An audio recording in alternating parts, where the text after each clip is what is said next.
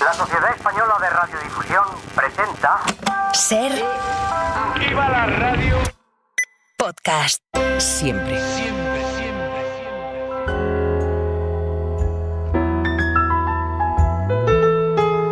Desde París, Mar Bassets. ¿Cómo estás, Mar? Buenos días.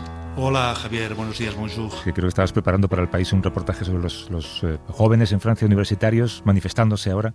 Sí, en Francia y un poco en todo el mundo, ¿no? Porque estamos viendo desde hace unas semanas estas imágenes de acampadas en los jardines de las universidades, sobre todo en Estados Unidos, porque es mucho más fuerte en Estados Unidos que en Francia o en Europa, donde todavía la protesta es bastante reducida. Pero lo interesante es cómo los jóvenes como actor político, incluso diría geopolítico, porque pretenden y quizá tengan una influencia en la geopolítica, reaparecen, ¿no? Y ahí ha habido comparaciones con mayo del 68, yo creo que un poco exageradas, y luego este debate de hay que escuchar a los jóvenes, lo que dicen los jóvenes son un poco como un oráculo que tiene un valor y que hay que prestar atención para saber dónde va la sociedad, o luego hay esta actitud un poco más de despreciarlos y decir, bueno, son jóvenes. Esto me lo decía una joven con la que entrevisté, es que las mayores dicen que no sabemos nada, que no hemos vivido y que lo que decimos no tiene ningún valor. Bueno, te voy a citar una frase que dijo François Mitterrand durante el mayo del 68. Él era un político de la oposición, le quedaban 13 años para llegar a la presidencia,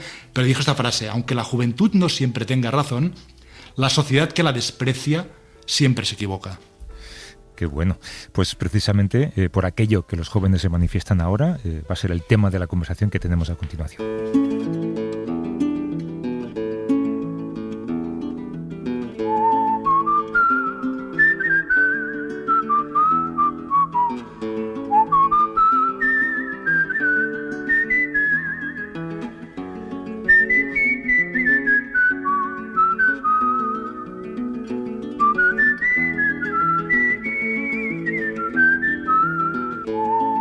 Cuando se intenta certificar que se ha cometido un crimen, hay que recabar la mayor cantidad de pruebas posibles para asegurarse de que lo que se está documentando es lo que es. Pero en cualquier conflicto siempre hay partes interesadas y por medio de sus acciones y sus discursos intentan convertir su verdad en una única e irrefutable. Vamos a hablar del conflicto entre Israel y Palestina. Uno de los puntos que más polémico ha sido es si debemos o no hablar sobre un genocidio en Gaza. Y el nombre del informe Anatomía de un genocidio, que publicó hace unas semanas la relatora especial de Naciones Unidas sobre los territorios palestinos, comienza a dejar suficientes evidencias por escrito sobre de qué crimen estamos hablando. Un crimen que deberá ser juzgado por la Corte Internacional de Justicia, Marc. Sí, Javier, mira, llevo unas semanas o más pasando tiempo en los campus de las universidades de París, donde los estudiantes protestan contra la guerra de Gaza, y he hablado con ellos, los he escuchado y he pensado mucho exactamente en esta cuestión que mencionas. Le he dado muchas vueltas, porque hay una palabra que vuelve una y otra vez en estas conversaciones, en los discursos, en los eslóganes, y esta palabra es precisamente esta palabra que designa algo terrible, algo que se considera posiblemente el más terrible de los crímenes, que es el genocidio. Hay palabras cargadas, y te voy a citar algunas que circulan y que se oyen estos días, y que está escuchando y leyendo también los argumentos de unos y de otros. Son palabras que, además de describir realidades, podríamos decir, bien reales, pueden convertirse en armas políticas. Una, por ejemplo, es terrorismo, otra resistencia o antisemitismo, y la otra, claro, es genocidio. De lo que hablamos aquí no es solo de las dimensiones inimaginables de la violencia de estos meses, desde el 7 de octubre y todo lo que ha ocurrido después en Gaza. Estamos hablando de qué nombre le damos. Me acuerdo de Albert Camus, el gran escritor francés, nacido en la Argelia colonial, que decía, y cito, que nombrar mal las cosas o darles el nombre incorrecto supone añadir más infelicidad al mundo. Y podríamos añadir que nombrarlas bien mejora el mundo. Para entender los entresijos de este informe, nos escucha Francesca Albanese, que es la relatora especial de Naciones Unidas sobre los territorios palestinos ocupados. Buenos días, Francesca. Buenos días. En Anatomía de un genocidio, este informe que ha escrito para Naciones Unidas habla sobre el camuflaje humanitario para justificar por medio del derecho humanitario internacional el genocidio en Gaza. ¿Qué términos han sido utilizados de forma distorsionada por el gobierno de Israel para justificar sus acciones? Sí, una de mis conclusiones clave en este informe, Anatomía de un genocidio, es que el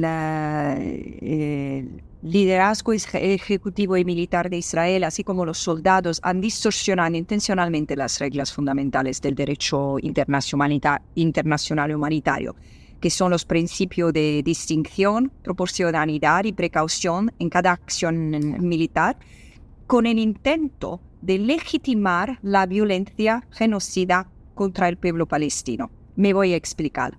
Al estirar deliberadamente las definiciones de, por ejemplo, escudos humanos, órdenes de evacuación, zonas seguras, daños colaterales y protección médica, Israel ha utilizado las funciones protectoras de derecho internacional que se deja en cada una de estas palabras como un camuflaje humanitario con el efecto de ocultar patrones de conducta, a partir de los cuales la única inferencia que se puede hacer razonablemente es una política estatal de violencia genocida, eliminatoria contra los palestinos. Se han considerado todo a Hamas sin algún límite o como terroristas, y las muertes como de los civiles como, causalidad inevitable a aquellos que lograron evacuar a áreas que Israel definió como zonas humanitarias seguras, por ejemplo, han sido recibidos con nuevos ataques, sus muertes y lesiones justificadas por Israel como daños colaterales.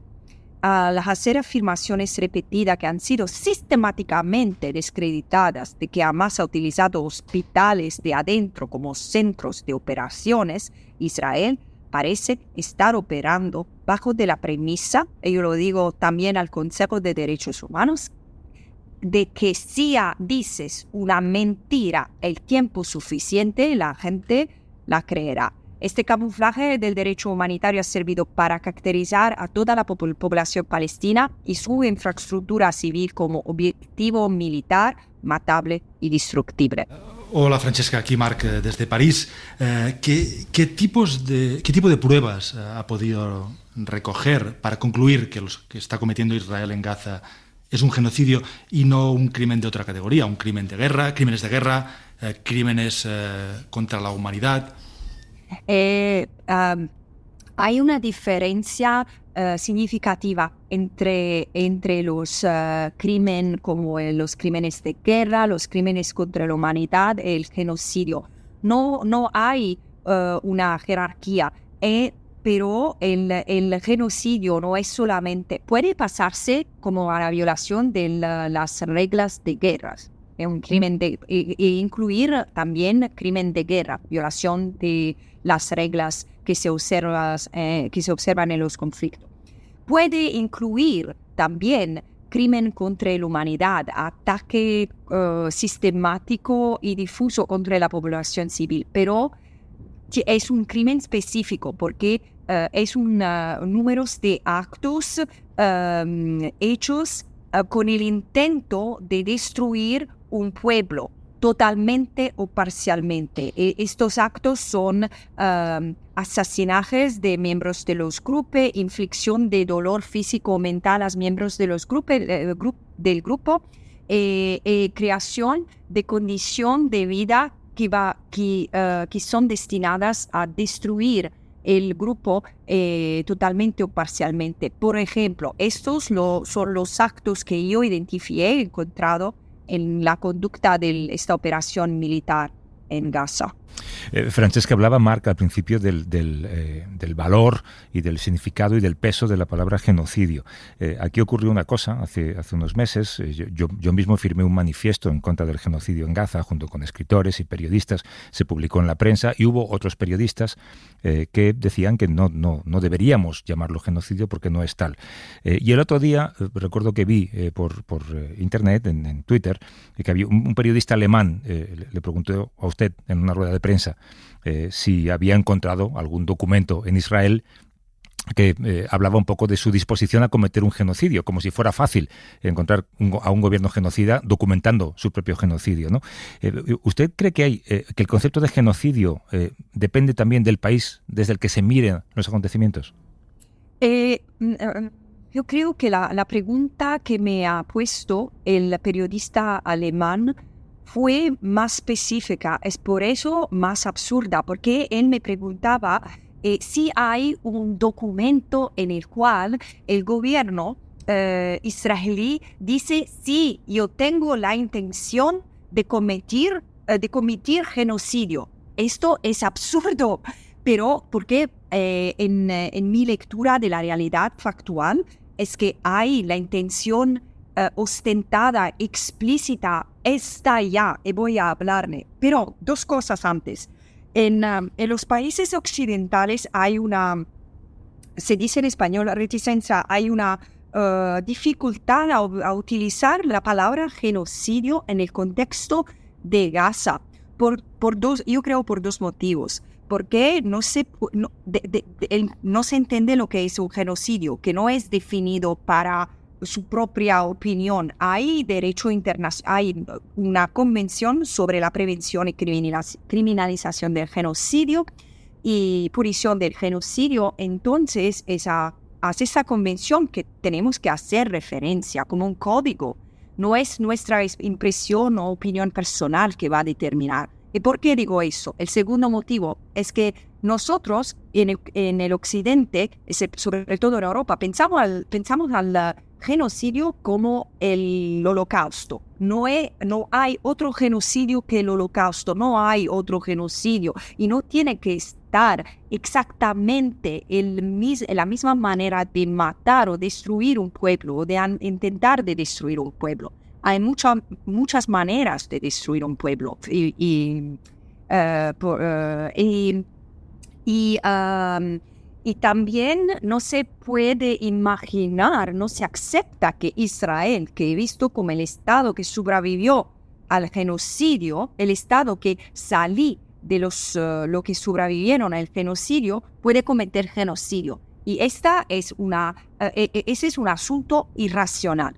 Por eso que digo, hay pruebas que se puede recoger para demostrar que lo que está cometiendo Israel ya es un genocidio. Es lo que he hecho en 4 meses. Y digo, tenemos que ver el intento global de la presencia de Israel en lo que se deja de la Palestina histórica, la Franja de Gaza, Cisjordania y Jerusalén es de limpieza étnica. No quiere tener palestinos y quieren la tierra y los recursos sin palestinos. Y en este contexto, el genocidio se ofreció ahora como un medio para eliminar la gente de esa tierra. Efectivamente, ya están hablando de cómo reconquistar, de cómo reocupar y colonizar Gaza. Es un shock.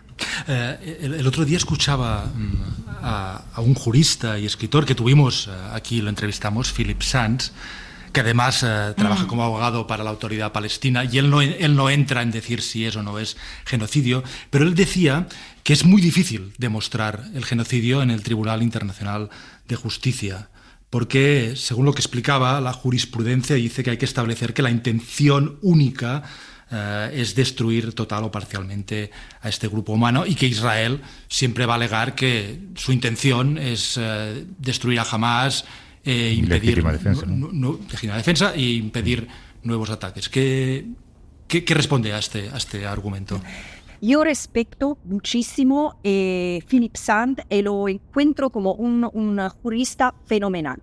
Solamente yo he investigado lo que Israel ha hecho desde el 8 de octubre y también antes del 8 de octubre, entonces tengo más competencia a hablar de eso. Punto segundo, Philip Sand tiene razón cuando dice que el intento es muy difícil a demostrar. Seguro, estoy de acuerdo, cuando no es tan ostentado y explícito. Es verdad que la la interpretación de los tribunales penales, como en el caso de Ruanda, de la Bosnia y también la Corte de Justicia Internacional, dicen que el intento se puede establecer por inferencia desde la natura de la operación, la natura de los actos, los sistemas de conducta y la gravedad, los patterns, ¿verdad? Y debe tener que el solo intento que se puede recabar de la conducta. Entonces, por ejemplo, yo he entendido gente que dice, pero dicen que quieren matar a Hamas, no quieren matar toda la gente. Entonces, por eso que mi argumento de camuflaje humanitario está tan importante, porque digo, han asimilado toda la población civil a Hamas. Mira cómo han utilizado la inteligencia artificial bombeando casas donde estaban no solamente operadores militares combatientes, que nosotros sabemos que en el derecho internacional se pueden matar un combatiente solamente cuando es un combatiente activo, no cuando se rinde o cuando no está en combate activo. Pero también han sido matados los agentes de policía, los doctores, los periodistas, todos lo que se consideraban afiliados a Hamas como sistema civil. Mira, si este sistema de considerar los objetivos militares pasa, va a ser el principio desde ahora en el futuro. Vamos a justificar los genocidios proporcionales. Todos conflictos van a ser potencialmente genocidarios. Esta lógica no se puede aceptar. Y es peligrosísima. Estamos hablando con Francesca Albanese, que es la relatora especial de Naciones Unidas sobre los territorios palestinos ocupados. Usted tiene prohibida la entrada a Gaza, pero tengo entendido que hace pocas semanas estuvo en el lado egipcio del paso de Rafah. Me gustaría que nos contara qué vio allí y qué supone para los palestinos el haber sido arrinconados en ese lugar para luego también tener que huir de allí por la amenaza de ser atacados. Sí. Israel me había negado una vez más arbitrariamente el acceso al territorio palestino ocupado, Cisjordania y Gaza, obligándome a informar sobre la situación de los palestinos bajo de ocupación de estados vecinos, Jordania y Egipto.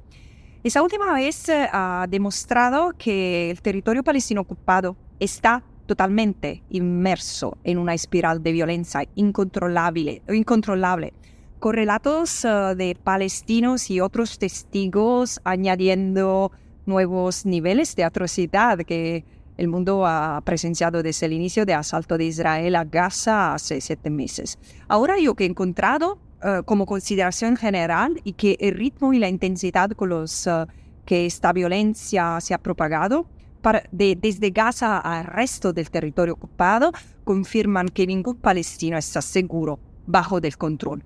La situación en Gaza, por lo que he visto, encontrando médicos que han trabajado en Gaza, que hablan de una situación horrorosa y que están todos, yo podía verlo, están todos traumatizados. Y cuando toda la gente en general, cuando sale de Gaza, la gente de Gaza y la gente que fue a trabajar en Gaza también por un mes y medio o 2 semanas, tienen un senso de culpabilidad de lo que sobreviven el masacre, que se sienten mal porque quieren volver, pero y ayudar a los otros.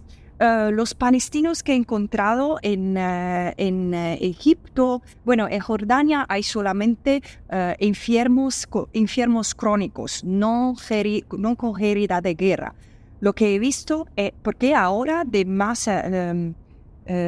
hay además de enfermos que salen para problemas que no se pueden más curar en Gaza, como la leucemia, el cáncer, los problemas de corazón, el diabetes. No se puede curar nada, no se pueden curar las heridas de guerra porque no hay medicamentos.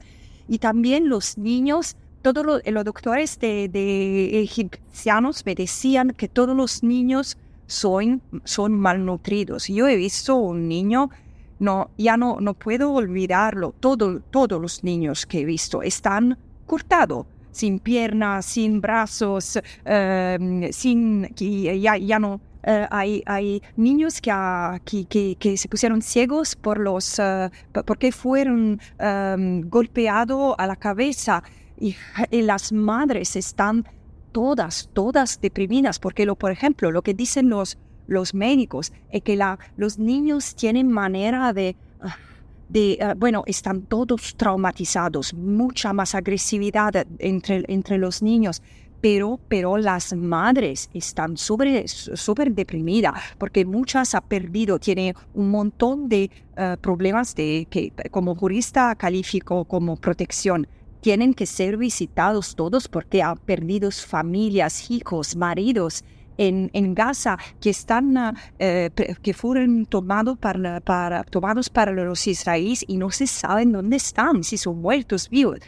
Es una situación horrorosa. Y también hay un otro problema, hay muchísimo, pero aquí voy a sintetizar. Hay también el problema que la gente los palestinos en Egipto no tienen un estatuto jurídico protegido. No son reconocidos como refugiados cuidados para el ACNUR. Y también en el Sinaí. El Sinaí es una región bajo de régimen militar, entonces nadie sale, nadie puede entrar sin permiso del ejército. No es un sitio donde los palestinos se pueden quedar, que la gente lo sabe.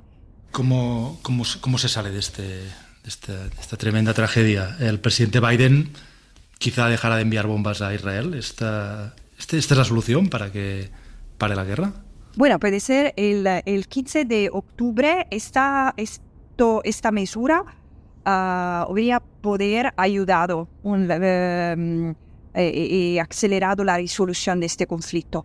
Esta guerra fue facilitada para la falta de responsabilidad, de conciencia de la comunidad internacional, sobre todo los occidentales, porque por 6 meses y también ahora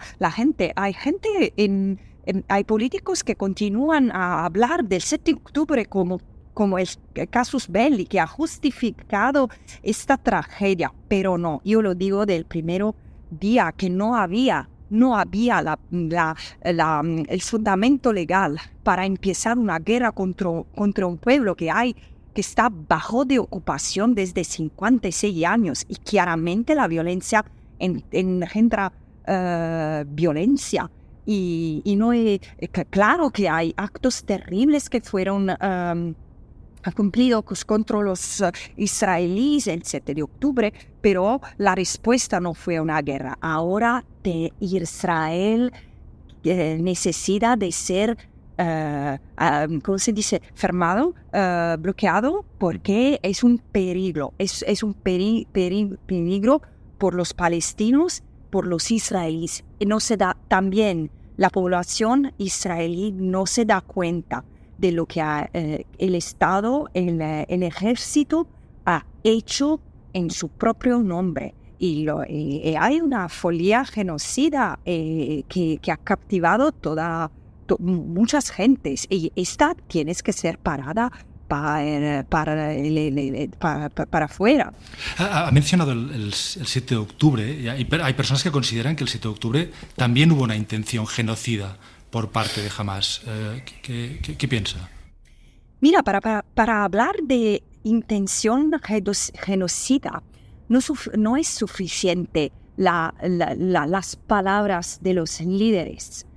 Esta es una indicación muy, muy importante, pero contextual, porque lo que se mira en el genocidio, en la determinación de genocidio, que normalmente es un proceso, no es un solo acto, se va a mirar la práctica y la capacidad. Yo creo que hay crímenes gravísimos que fueron cometidos contra los israelíes. He visto las pruebas que han circulado no sé si son de Hamas o de otros grupos. Fue brutal.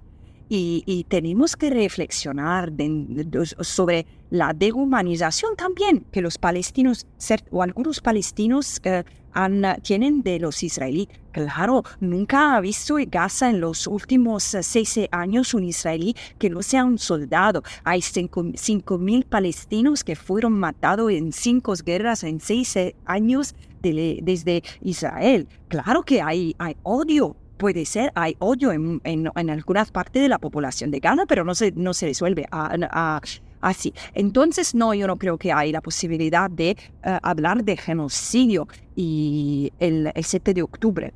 El crimen de guerra, seguro, porque fue un ataque militar seguido por acciones brutales contra los civiles. Puede ser que se puede intraver la posibilidad, si el ataque se muestra. Si hay pruebas, yo no he hecho la investigación, pero si hay prueba de ataque difuso y sistemático contra la propia población civil e intencional, sí, ¿por qué no? Genocidio, destruir toda la población, no sé, pero hay necesidad de una investigación para determinar concretamente, y yo no la he conducida. Francesca Albanese, sé que no le gusta responder a esto, pero recibe muchas amenazas, tiene problemas de seguridad. Bueno, yo me siento tranquila. Otra gente cerca de mí, no. También estoy en un país, la Tunisia, donde el Estado tiene que estar seguro que yo soy cuidada. Entonces ahora tengo que ya he tomado precauciones. Me molesta porque tengo familia, pero yo no voy a dejar que el miedo determine mi vida y la conduzca. Entonces voy a continuar lo que tengo que hacer. Le agradecemos muchísimo la conversación y, por supuesto, el trabajo que hace. Francesca Albanese, que es abogada, experta en derechos humanos, experta en política internacional y relatora especial de las Naciones Unidas sobre los territorios palestinos ocupados, autora de ese informe Anatomía de un genocidio. Francesca, cuídese mucho y mil gracias. Hasta luego, gracias. Gracias. Yes.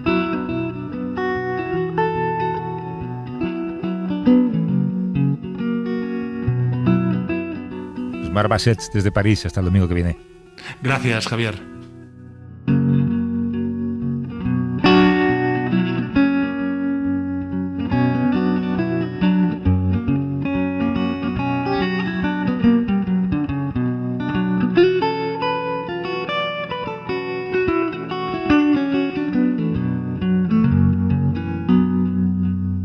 Para no perderte ningún episodio, síguenos en la aplicación o la web de la SER, Podium Podcast o tu plataforma de audio favorita.